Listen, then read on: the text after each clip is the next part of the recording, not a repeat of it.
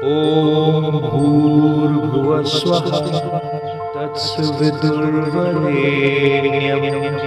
भर्गो देवस्य धीमहि धियो यो नः प्रचोदयात्। जय श्री राम मेरे सनातनी बंधुओं। आइए इस सनातन रूपी वृक्ष के जड़ों को सिंचित करें और इसे पुष्पित और पल्लवित करें और इसे इतना विराट और शक्तिशाली बना दें कि हमारे आने वाले वंशज अपने पूर्वजों पर गर्व कर सकें तथा विधर्मियों से अपनी रक्षा भी कर सकें।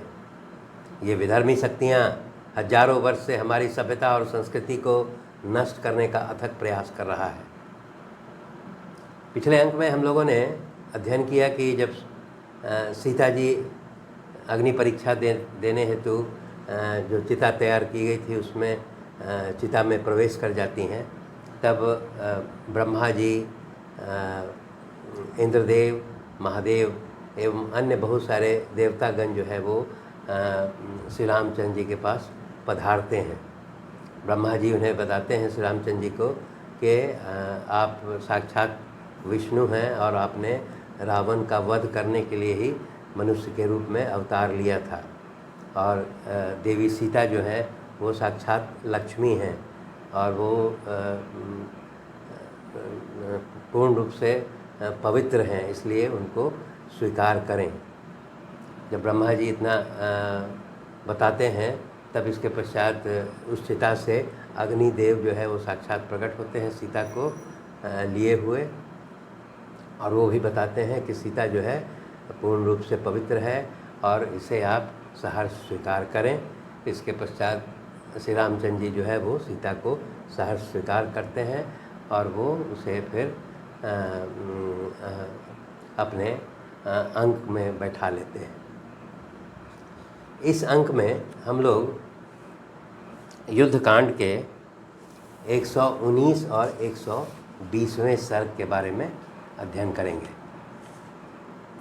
जब श्री रामचंद्र जी सीता को स्वीकार कर लेते हैं उसके पश्चात महादेव श्री रामचंद्र जी से बोलने लगते हैं। वो बताते हैं कि यह रावण जो है राक्षस, ये पूरी सभी देवताओं को जो है वो कष्ट देता था, अंधकार, पूरी सृष्टि को अंधकार में बना दिया था, इसलिए आपने इस रावण का वध करके पूरे लोक का कल्याण किया है, देवताओं का कल्याण किया है। इसलिए महादेव कहते हैं कि अब आप जो है आपने बहुत श्रेष्ठ कार्य किया है और अब आप अयोध्या लौट जाइए और वहाँ का राज्य स्वीकार करके फिर इक्ष्वाकु वंश का अपना इक्ष्वाकु वंश को स्थापित करके और अयोध्या का राज्य संभालिए। इसके पश्चात फिर महादेव जो है वहाँ से दशरथ का दर्शन श्री रामचंद्र जी को कराते हैं। वो कहते हैं कि हे इक्ष्वाकु वंशीय राम, अब आप अपने पिता दशरथ का दर्शन कीजिए, जिनको मृत्यु के पश्चात इंद्रलोक की प्राप्ति हुई है, और वही आपके मनुष्य लोक में वही आपके गुरु थे और पिता भी थे। अब वे इंद्रलोक में उनको प्राप्त हुआ है और इसलिए वो कहते हैं कि अब आप अपने भाई लक्ष्मण तथा सीता के साथ इस दशरथ को प्रणाम कीजिए। रामचंद्र जी जो है वो बैठ कर के वो दशरथ का दर्शन करते हैं और राम, लक्ष्मण और सीता तीनों दशरथ को प्रणाम करते हैं। तब वहाँ पर दशरथ श्री रामचंद्र जी से बोलते हैं कि मैं तुमसे अलग होकर के यहाँ स्वर्ग में प्रसन्नता महसूस नहीं करता हूँ, तुमसे बिछड़ने का मुझे बहुत दुख है, और देवताओं का जो सम्मान मुझे दिया जाता है वो भी मुझे सुख प्रदान नहीं करता है तुमसे अलग होने के पश्चात। इस प्रकार का कह के वो रामचंद्र जी से स्नेह व्यक्त करते हैं, परंतु वो इस बात पर भी प्रसन्नता व्यक्त करते हैं कि आज तुमने जो है शत्रुओं का वध करके और ये राक्षस जो रावण और अन्य राक्षस जो दुराचारी थे उनका वध करके तुमने लोक कल्याण का कार्य किया है, इसलिए मैं तुम पर बहुत प्रसन्न हूँ। और उसके पश्चात फिर वो ये कहते हैं कि जिस प्रकार एक अष्टावक्र नाम का विवरण है, जो जिस प्रकार अष्टावक्र ने जो है अपने धर्मात्मा पिता कहोल नामक के ब्राह्मण को तार दिया था, उसी प्रकार वो कहते हैं श्री राम तुमने मुझे तार दिया है। और उसके पश्चात फिर वह यह भी बताते हैं कि हे राम, मुझे पूर्व में तो ये पता नहीं था, परंतु आज देवताओं ने मुझे ये बताया है कि तुम साक्षात विष्णु का अवतार हो और तुमने रावण का वध करने के लिए ही मनुष्य रूप में अवतार लिया था। मुझे आज ये जानकारी मिली है, इससे मैं और प्रसन्न हूँ। इसके पश्चात वो श्री रामचंद्र जी से उनको धन्यवाद देते हैं कि तुमने मेरे वचन का पालन करने के लिए लक्ष्मण और सीता के साथ 14 वर्ष तक वनों में निवास किया। ये मेरे लिए बहुत बड़ी प्रसन्नता का कारण है। और इसके पश्चात वो बोलते हैं कि तुमने अपना कर्तव्य बहुत भली भांति निभाया है, इसलिए अब तुम अयोध्या वापस लौट जाओ और भाइयों के साथ जो है अयोध्या पर राज्याभिषेक करके और वहाँ के लोगों की सेवा करो। तब यहाँ पर श्री रामचंद्र जी जो है फिर कहते हैं अपने पिता से दशरथ से कि मैं भी आपसे एक वचन चाहता हूँ कि आप जो है माता कैकेयी और भरत को माफ़ कर दें। वह यह कहते हैं कि आपने जो कैकेयी को श्राप दिया था और उन्हें कहा था कि मैं तुम्हारे पुत्र भरत के साथ तुमको त्यागता हूँ, वो श्री रामचंद्र जी कहते हैं कि आप इस श्राप को माता कैकेयी का स्पर्श नहीं हो, इस प्रकार का मुझे आशीर्वाद दीजिए। तब यहाँ पर दशरथ जो है उसको स्वीकार कर लेते हैं। और अर्थात यहाँ पर श्री रामचंद्र जी जो है अपना बहुत माता कैकेयी के प्रति भी बहुत स्नेह दिखाते हैं। और इसके पश्चात दशरथ जो है वो लक्ष्मण को फिर हृदय से लगा लेते हैं। और लक्ष्मण को हृदय से लगाने के पश्चात वो बोलते हैं कि तुमने जो है श्री रामचंद्र और सीता दोनों की भरपूर सेवा की है, इससे मैं तुम्हें तुमसे मैं प्रसन्न हूँ। और उसके पश्चात वो ये कहते हैं कि तुम्हारा हमेशा कल्याण होगा और तुम हमेशा श्री रामचंद्र और सीता की इसी प्रकार सेवा करते रहो।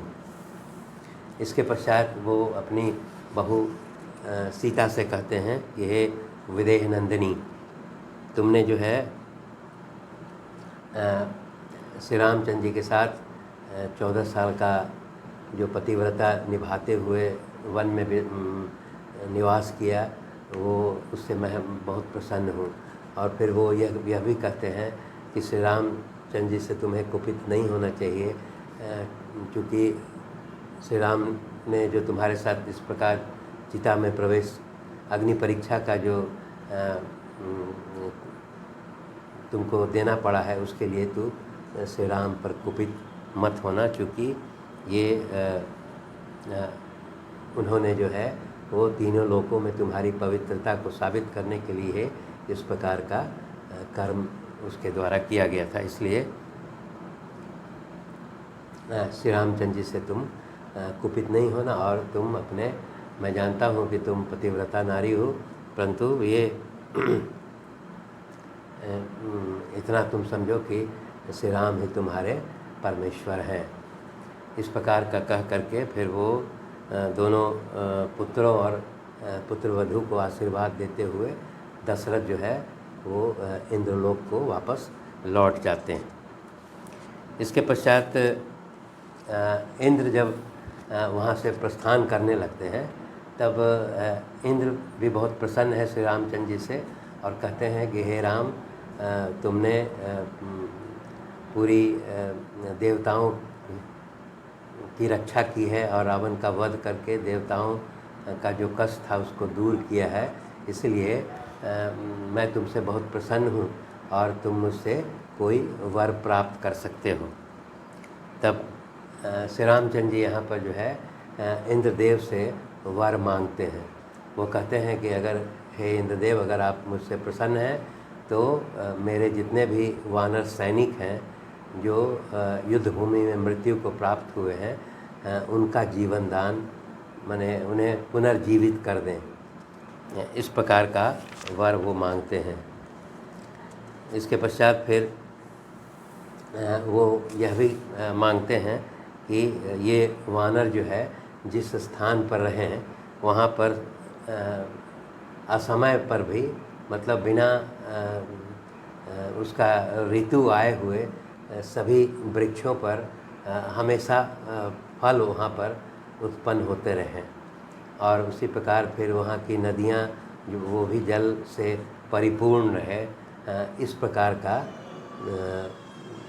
श्री रामचंद्र जी जो है इंद्र से वरदान मांगते हैं, और इंद्रदेव जो है वो फिर इस प्रकार का वरदान वो श्री रामचंद्र जी को देते हैं। वरदान देने के पश्चात जो है जितने भी वानर सैनिक थे जो युद्ध भूमि में मृत पड़े हुए थे, वो उनके सभी घाव भर जाते हैं और वो पुनर्जीवित हो उठते हैं। और उसके पश्चात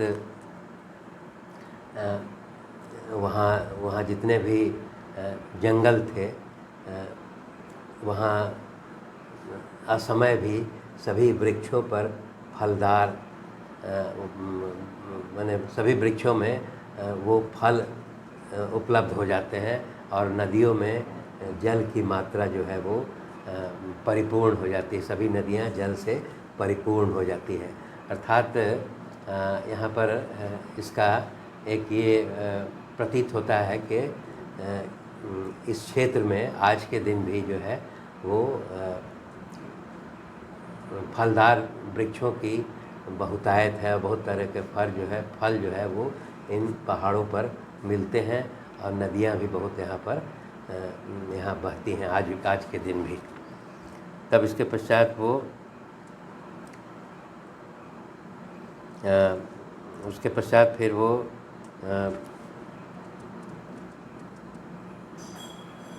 इसके पश्चात वो फिर इंद्रदेव जो है वो सीता जी के बारे में फिर वो ये कहते हैं कि ये सीता जो है वो आप में सदा अनुराग रखती है, इसलिए आप इसे सहर्ष स्वीकार करें और इसे कभी भी कोई कटु वचन नहीं कहें। इस प्रकार का वो श्री राम को अनुरोध करते हैं इंद्रदेव। और उसके पश्चात इंद्रदेव जो है वो श्री राम और लक्ष्मण दोनों को इस प्रकार का सलाह देते हुए फिर वो विमान से इंद्रलोक की ओर वापस लौट जाते हैं। इसके पश्चात जो है श्री रामचंद्र जी, चूँकि रात्रि का समय हो गया था, इसलिए वो कहते हैं कि आज के दिन हम लोग रात्रि विश्राम जो है इसी स्थान पर करेंगे, और सभी अपने सैनिकों को सबको रात्रि विश्राम का आदेश देते हैं। धन्यवाद।